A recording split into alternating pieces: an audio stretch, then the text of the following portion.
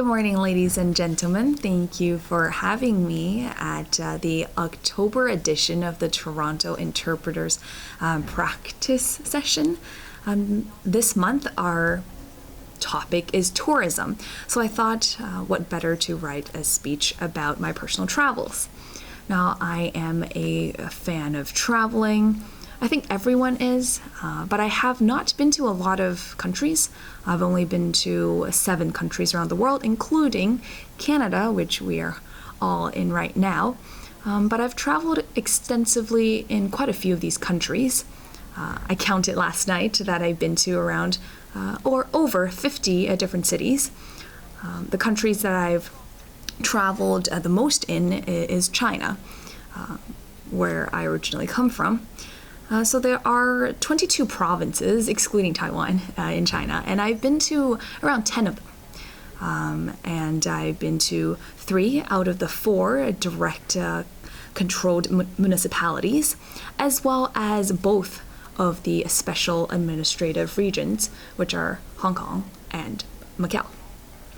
And then I've been to quite a few cities in the US as well, around 12 major cities. And Canada actually ranks 3rd in the list of countries in terms of the number of cities I've been to.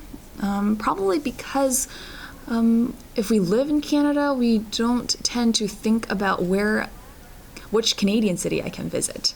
We always want to go abroad, travel farther, be immersed in different cultures, etc. And then I've been to Europe, but instead of backpacking through the different countries, I like to stay and really enjoy one city at a time. So I'll stay sometimes over a week in just one place. So I've only been to France and Spain in Europe, and I've only been to 4 cities in total. But the craziest place I've ever been to is probably North Korea. And that was in the summer of 2016. And this year, in the summer of 2017, I also had the opportunity to visit South Korea. So now I can say that I visited the entire Korean Peninsula. And I think not a lot of people can say that around the world. So I want to really talk about the Korean Peninsula because visiting the 2 countries left me thinking about the history of the entire peninsula and the fate of the people. And for those who are not very familiar with this part of history or this part of the world, I just wanted to also give a little brief history lesson. But before we go into the history part, let's look at it from a geographical point of view. As you know, the 2 Koreas, they make up the Korean Peninsula. What is a peninsula? Well, it's not an island, but it is almost surrounded by water, except that it's still connected to the mainland through a little piece of land. And this mainland that the 2 Koreas are connected to are made up of China and Russia. Currently, North Korea shares a border that is 1,416 kilometers long with China, and a border that is 19 kilometers short with Russia. So that gives you an understanding of who they're surrounded by. And of course, there is Japan, which is an island on the east, I believe, of the Korean Peninsula. Now, in terms of history, I gave the vocabulary word Goryeo Dynasty. I'm probably butchering the name, the Korean name in English right now, but this is the first dynasty that really consolidated the many small states that made up the Korean Peninsula at the time. So I made a reference to the Qing dynasty in Chinese history. And the English name, the English word Korea, actually comes from the name of this dynasty. That was founded in the year 918. And since then, and pretty much all the way until the end of World War II, Korea as an entire peninsula had been under one political entity. But they were always under the protection of other powers. First, it was under the protection of the Mongols, and then they became a tributary state to China. However, throughout this time, they always had their own sovereignty. But that changed in 1910. There was a treaty that was signed between Japan and Korea. It is called the Japan-Korea Annexation Treaty. And that started the annexation of Korea by the Japanese Empire, which meant that Korea lost its sovereignty starting 1910. But as you all know, Japan was on the losing side of World War II. And so at the end of World War II, when they surrendered, they also withdrew from the Korean Peninsula. And there was a trusteeship designed by the United Nations that assigned U.S. To oversee the southern part of the Korean Peninsula and USSR to oversee the northern part of the Korean Peninsula. And as you all know, what was going on at the time was the Cold War. And so the Cold War politics resulted in the North and South establishing their own governments, all claiming to have a legitimate rule over the entire peninsula. And their divide was along what we call the 38th parallel. And those of you who are somewhat familiar with the history of the last century, then you'll know that what then took place was the infamous Korean War.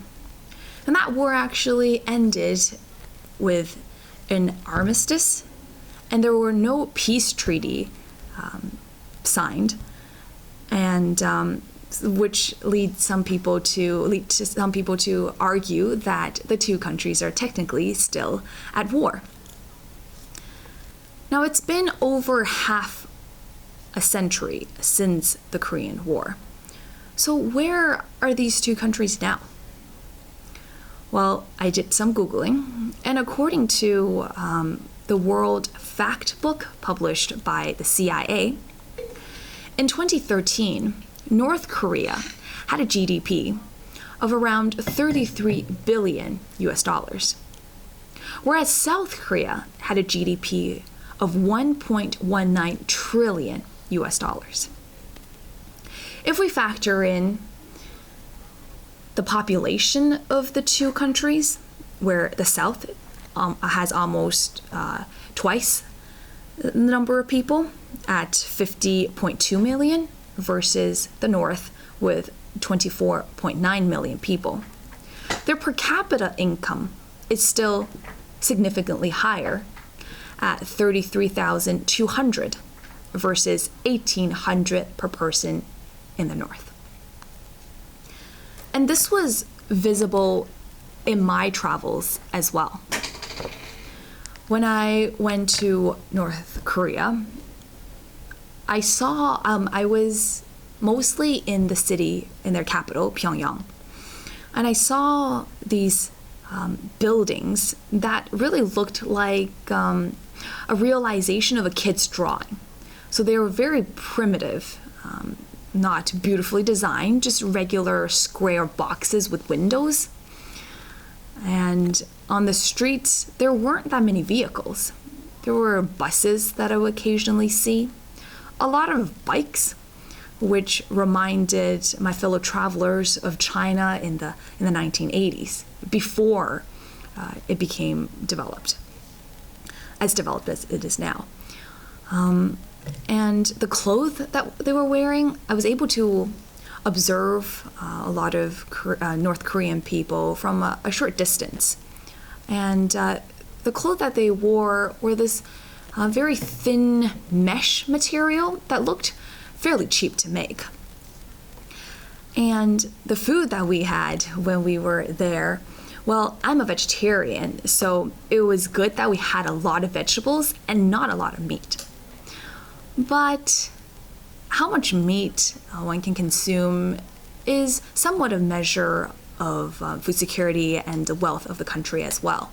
So through that, I had a sense that, maybe the North Koreans didn't have the most abundant amount of food. And later on, that was verified by me seeing in the news that, yes, there is malnutrition among most North Korean children. They have the problem with food security. They also have shorter lifespan in comparison to their compatriots in the South. And there is a higher infant mortality, etc. But there were also things that surprised me. For example, I saw a lot of people with smartphones, those touchscreen ones, and I saw kids playing games on there. Apparently, everyone uses only one brand of cell phones, and that's definitely not Samsung. It is a brand called Arirang or Arirang. I'm not sure how you are supposed to pronounce it, and it's apparently designed in North Korea but made in China or something like that. And we all know where the Chinese get most of their electronics from, and that is mostly, from South Korea. When I went to North Korea, I did not have a point of comparison because I've never been to the South yet. And so it was very exciting for me to go to South Korea finally this summer. And I stayed for around a week. I was in Seoul, which is the capital of South Korea, or the Republic of Korea. And I also visited other cities. But in Seoul, it was like any other major metropolitan around the world, like New York, like Shanghai. It was extremely developed. There were so many people, so many tourists. The food was amazing. There were so many shopping malls. Everything was so modern.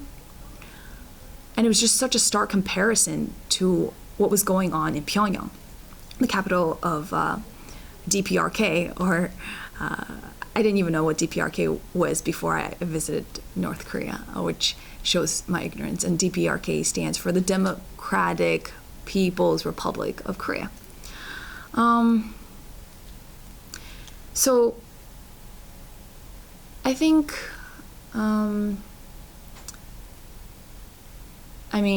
if you ever get an opportunity to visit North Korea, I think it would be a real eye-opener to do so, but I can see why people would not want to go and why some people are extremely against paying money to a regime that they deem very dangerous to the world. But it just pains me to see